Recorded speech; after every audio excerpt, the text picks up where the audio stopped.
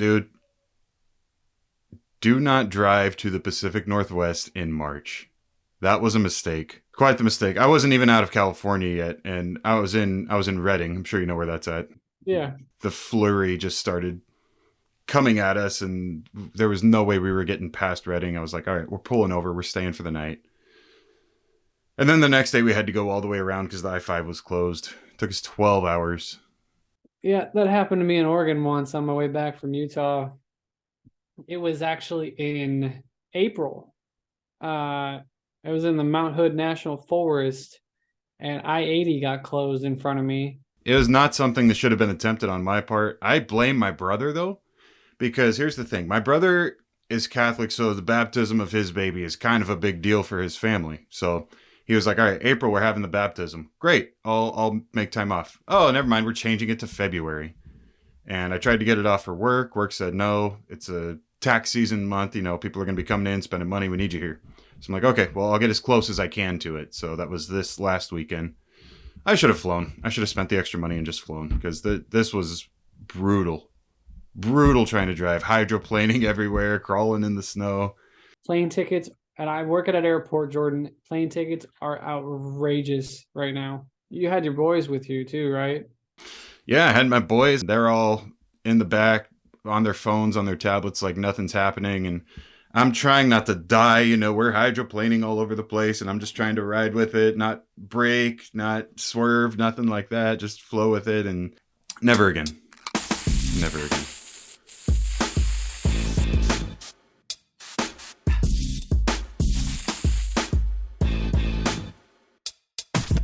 We're back. Back in the studio, that is, after 3 weeks off. Back in the studio. Feels really good to be with you guys again. And look who's here. It's been even longer for him. Jesse, what's up, man? Welcome back. Thanks for having me back, Jordan. It's been a ways. It's good to finally be back with you, and I'm really anticipating this show today. I'm very excited. It is my favorite time of year, and I cannot wait to dive into this. Dude, there is nobody that I could have on the show that could do as good of a job as you. We are talking men's and women's NCAA brackets as we are set for March Madness, ready to kick off as soon as this episode comes out. Jesse, let's start with the men's brackets. We have a few one seeds. We have Alabama, we have Purdue, we have Houston, we have Kansas, the defending champs, obviously. Are you okay with how the selection committee did this bracket this year?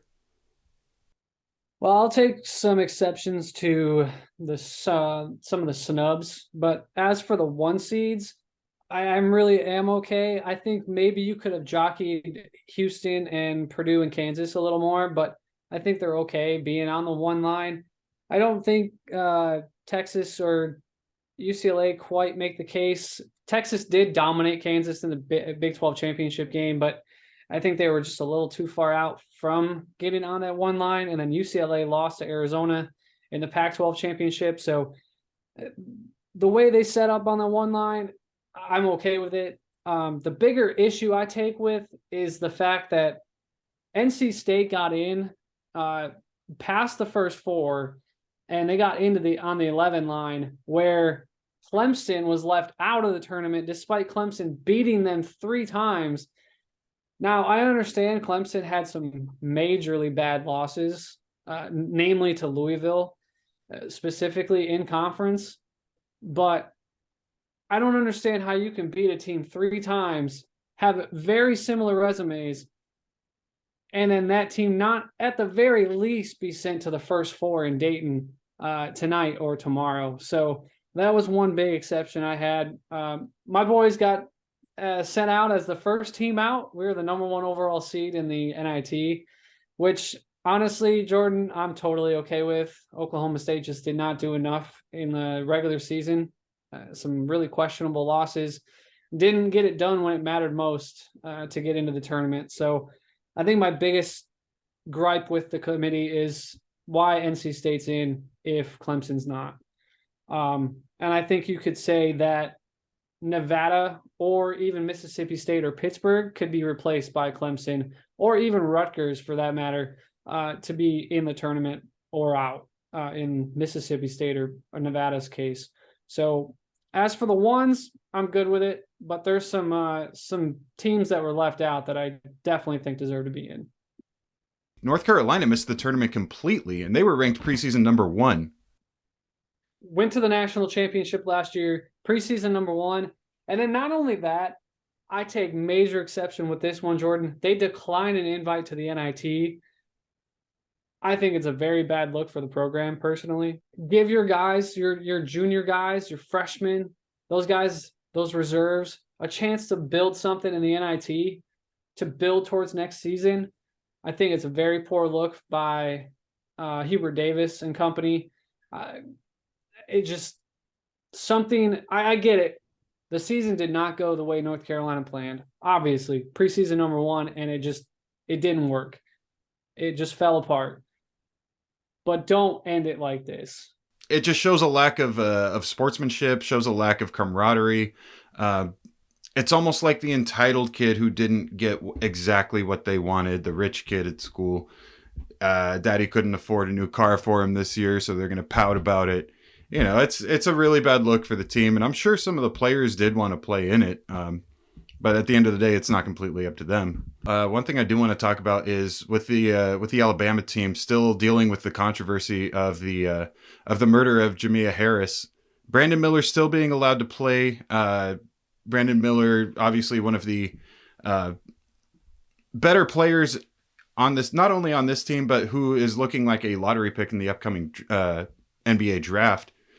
How are we feeling about this one? Are we okay with Alabama letting him play in this tournament, letting him play, or even still be on the team with all the controversy surrounding him? It's a tough subject for me, to be honest, Jordan. I don't. Obviously, I'm not in. I'm not in Tuscaloosa. I'm not a part of this case. I'm not a part of the investigation. So I don't want to. I don't want to say something that offends either side. But as for the university, if he hasn't done anything wrong, then there's no reason for him not to be able to play. But if he has done something wrong, then yeah, he probably shouldn't be allowed to play. But like I just don't know what. I definitely think the university has handled this very poorly. I'll start with that. Nate Oates, especially. So there is a lot of fault to be handed down to the university, but that's not Brandon Miller's fault. Obviously, him being mixed up in this situation puts the university in a tough spot. But I think based right now on what I know, him being with the team and being in this spot to give Alabama a chance to run for a national championship is okay. But don't for a second think that that's all anyone's going to talk about. The media is going to be hounding him with questions about it. And even if they ask him not to, or he asks them not to, that's all anyone's going to ask.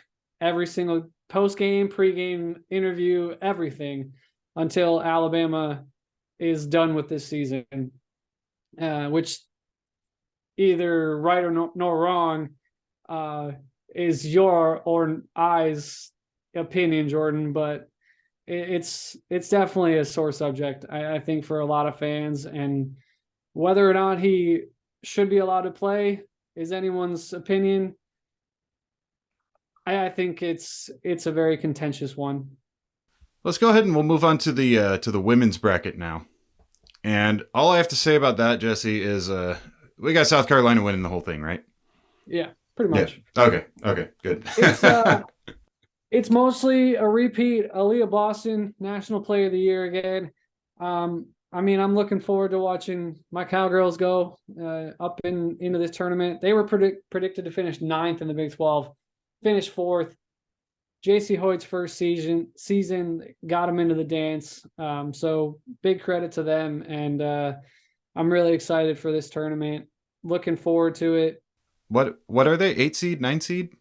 They are an 8 seed in the Greenville 2 regional, going to be taking on Miami, Florida in Bloomington on Saturday. There we go. I'm really excited to see a potential South Carolina-Stanford matchup in the Final Four. That's what I have in my bracket, especially. But I just don't see anybody stopping South Carolina. They have dominated from start to finish this season, and they just look unstoppable. And the parity, the lack of parity you see in women's basketball is it's kind of disappointing, to be honest, because you just don't see the upsets. Since the field expanded to 64 teams on the women's side, the ones, twos, and three seeds are 335-1, Jordan. So you just don't see those kinds of upsets. And a tournament field, the final four is almost always ones and two seeds. So it, with the exception of last year, I mean, obviously when Arizona made it as a 4 seed, but it you don't see the parity. So filling out a women's bracket is a little easier than it is on the men's side, but still nonetheless really excited and really looking forward to watching what I expect to be a good tournament though too. Let's take a look at this team. They're 32-0. Their average margin of victory in the SEC tournament was by 24 points per game, which is just insane. Let's go over some of the notable wins they have this season. Tennessee, a 4 seed, beat them. UCLA, 4 seed, beat them. LSU, 3 seed, beat them. UConn, like we were saying, that 2 seed, beat them. Maryland, 2 seed, beat them. The one that was actually close was against the number 1 seeded Stanford. Like you said, if they meet in the Final Four, earlier in the season, that was an overtime thriller. But still, South Carolina came out on top in that one.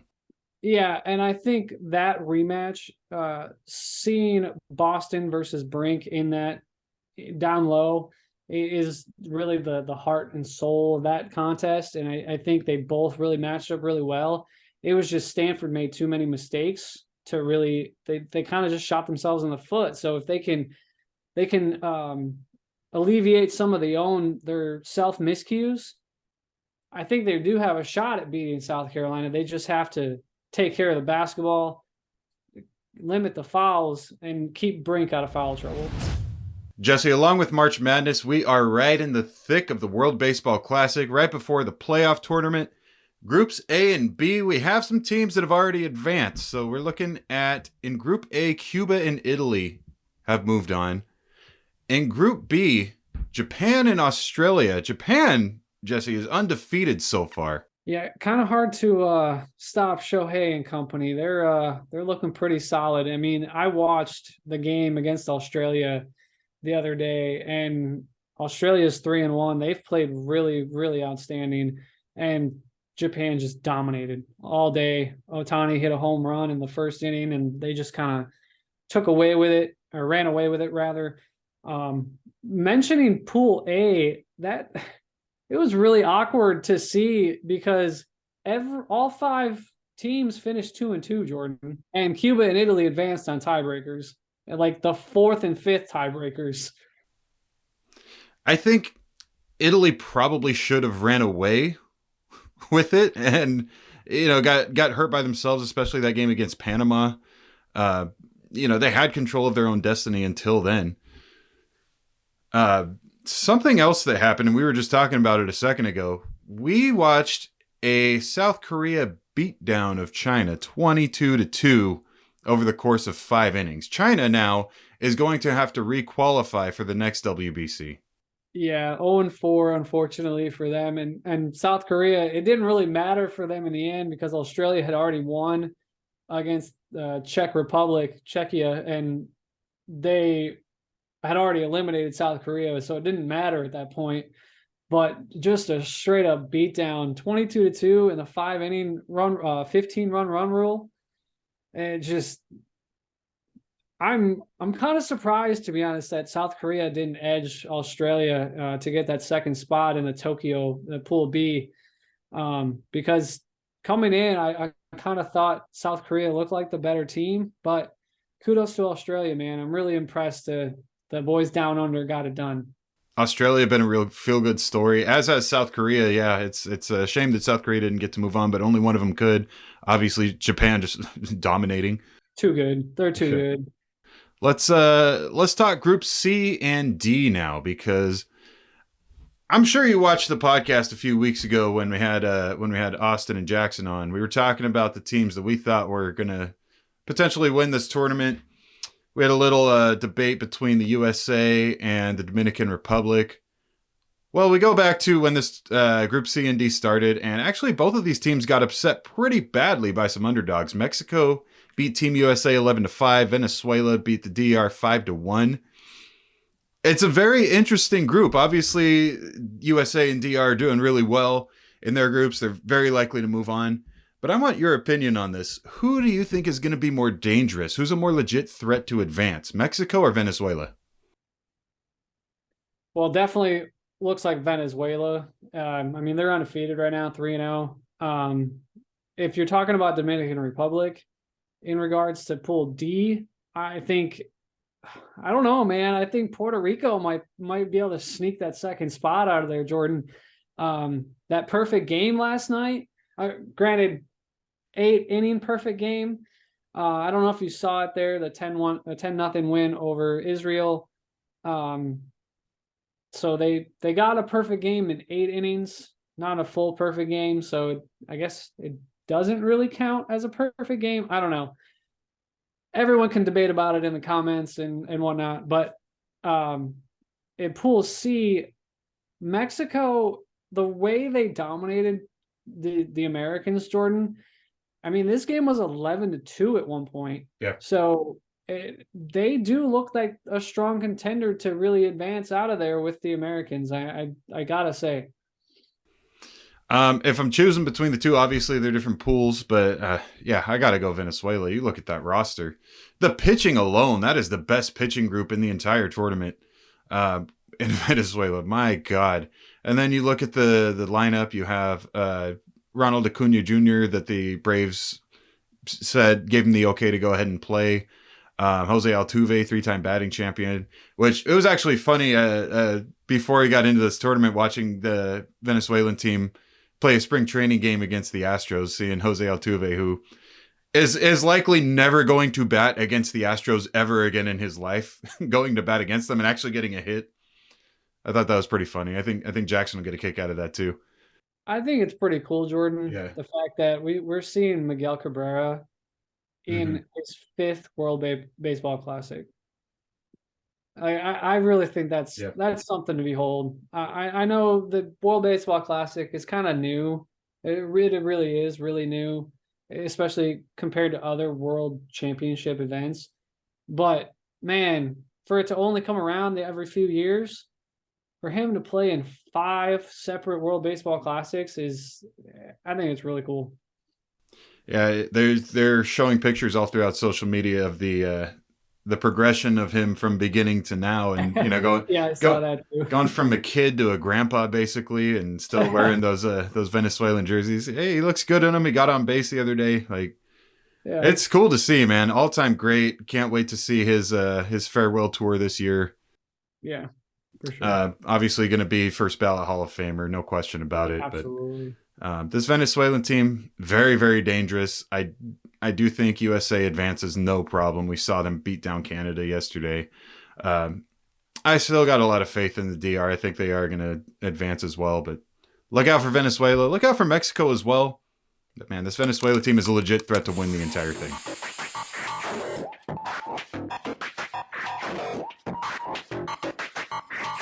We are currently waiting in limbo right now, as is the rest of the world, on the Aaron Rodgers decision. Seems like he's probably going to the Jets, but he did just give them a list of things that he wants to be able to go there. A lot of free agents that he's wanting to get over there, including his buddy Randall Cobb, including Alan Lazard, who, as of right now, they are looking at making a deal with him. He's also looking to get a free agent by the name of Odell Beckham Jr. as well. I don't know if the Jets can pull all this off, but it is the wish list that Aaron Rodgers has sent them. Do you think the Jets are going to be able to get all of this list of demands from Aaron Rodgers? Do you think it's even worth it at this point? I don't think it's worth it, Jordan, to be honest. I don't think a single player should be able to dictate what a franchise does, to be honest with you. Even a player like Aaron Rodgers. I mean, granted, he is a franchise type guy, but just over the last couple of weeks, I think you've seen a deterioration in the efforts of Green Bay to keep him. I think they want to look at Jordan Love possibly being their guy next year, and just the stuff that Rodgers has done. I think it's over in Green Bay, and obviously it looks like the Jets are really looking hard to get him. They want Rodgers in East Rutherford. So I don't know. I think this list is a little obnoxious, though. I gotta admit. By the way, I am checking out the list right now. Mercedes Lewis is also on that list as well. That's an old tight end right there, man. Yeah. But that's an old quarterback right there, too. Yeah. I mean, I get it. He wants veterans on the team because the team is so young, and we know Rodgers does not have good relationships with young players. We know that that's not his style. I mean, the dude's a 4-time MVP. Obviously, you go for him if you can. It's just such a strange situation, and the Jets have kind of been put in this weird situation because, you know, Zach Wilson is not the guy. Mike White just signed with the Dolphins. Basically, you got Rodgers or you got Joe Flacco. Both won the same amount of Super Bowls. Yeah. I was keeping my mouth shut. I didn't want to say it because I mean, we look at Rodgers like he's this godsend, but realistically, the guy has not been able to win when it matters other than one time, that 2012 Super Bowl. So, you know, that NFC championship against San Francisco 2 years ago, they had a chance to put it away and they couldn't do it. And then several other times in the playoffs, he's had great regular seasons and great lineups and great offenses, and they crap the bed in the playoffs. So, you know, we put this guy on a pedestal, but realistically, he hasn't got it done when it matters most a lot of the time. All right, Jesse. Let's hear it. How did you come up with your brackets? So I get asked this every year. How do you decide who to pick, right? It's honestly, Jordan, a lot of times it's a crapshoot because as we saw this season, especially, the number one team, the top 10 teams, top 25 teams lost every single week. It unprecedented in college basketball, to be honest with you. I've never seen this many upsets. So the way this regular season has gone, the way some of these conference tournaments have gone, we're shaping up to see a lot of chaos. And it's March Madness for a reason. So I'm not saying I'm disagreeing with it, but it's shaping up to be one of the more chaotic ones. Now, I'm not saying don't take anything I say as like a do this or you're going to fail. Your bracket's going to be ripped up in a day. Because there's no one ulterior way to fill out a bracket and have success. You look at all of the years that ESPN has put on a tournament challenge, CBS Sports, NCAA.com, not once, Jordan, has there been a perfect bracket. I did just see a stat today. The odds of having a perfect bracket are 1 in 9.2 quintillion.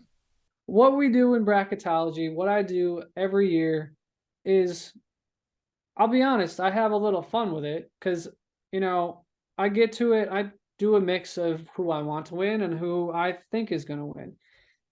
This year I went with no 14s or 15s or 6, obviously 16s. It's only happened once, but I have no 13 seeds winning this year. I have 3 12 seeds beating 5s. I have Pittsburgh coming out of the first 4 and headed to the Sweet 16, for example.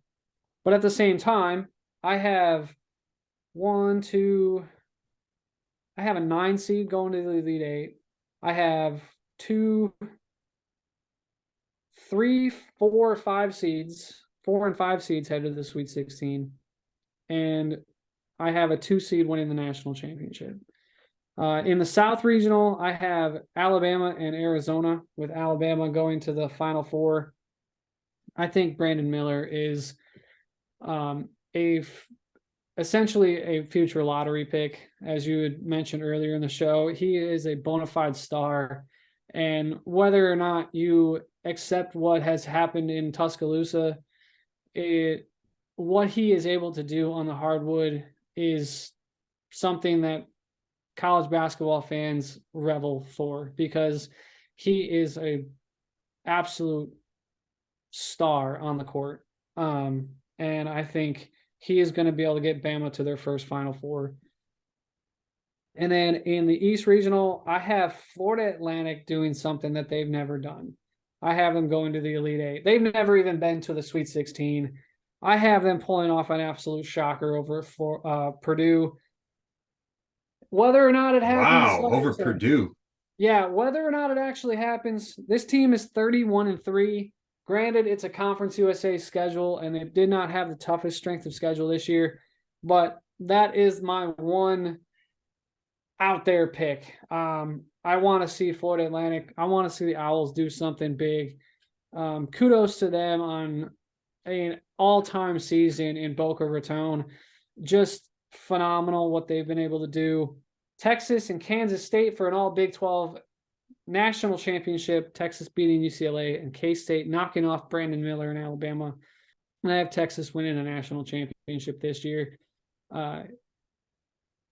The turmoil that Texas went through, the Chris Beard situation, you would think in that situation, I thought personally when it happened, I thought Texas was going to crumble. But they did the exact opposite, and they really turned it on.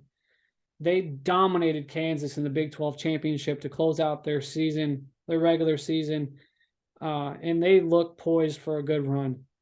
They are going up against Colgate, who shoots the best three-point percentage out of any team in the tournament, but Texas also defends the three better than just about anybody in the tournament as well. So I think Colgate will run into trouble when they try to live and die by the three-pointer.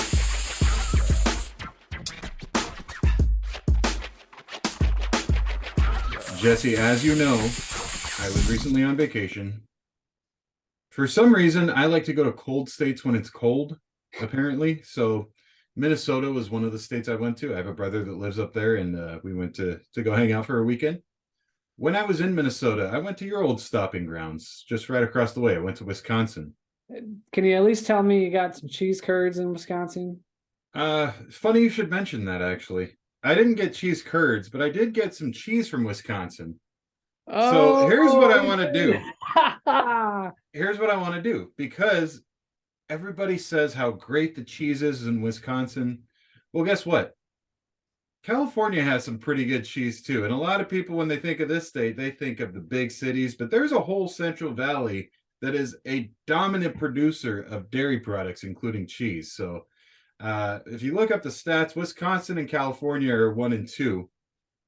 So I have some California cheese as well. And what we're going to do right now is we're going to compare them, and we're going to see which cheese is better. This first cheese right here, it is from a company called Deer Creek. It says it's specialty cheddar cheese. It's infused with tequila and habanero peppers. It is proudly Wisconsin cheese. It is out of the city of Sheboygan. Down by Milwaukee, yeah. I didn't know where Sheboygan was. I just know that that's one of the most Wisconsin-sounding cities I've ever heard of. I mean, Deer I've Creek heard, cheese is pretty solid, so I mean, so you know of Deer Creek then? I do. Okay, all right. So here we go. Tequila and habanero cheddar cheese.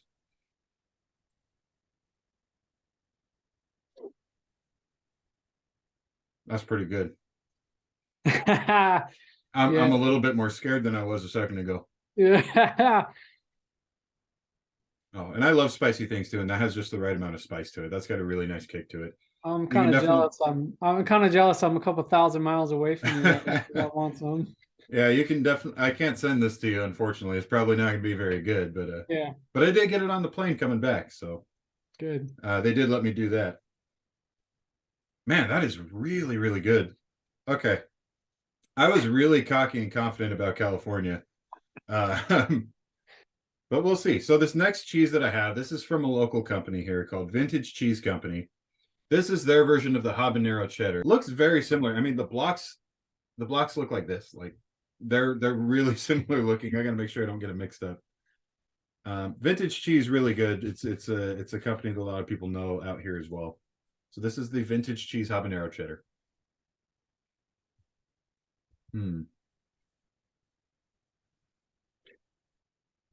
Also very good. It's definitely got more bite to it than the Wisconsin one does. But I don't taste as much of the actual cheddar. It's tough. They're both really good cheeses. And I was coming into this fully expecting California to dominate, but I gotta give it to you, man. Wisconsin takes the cake on that one. Hey.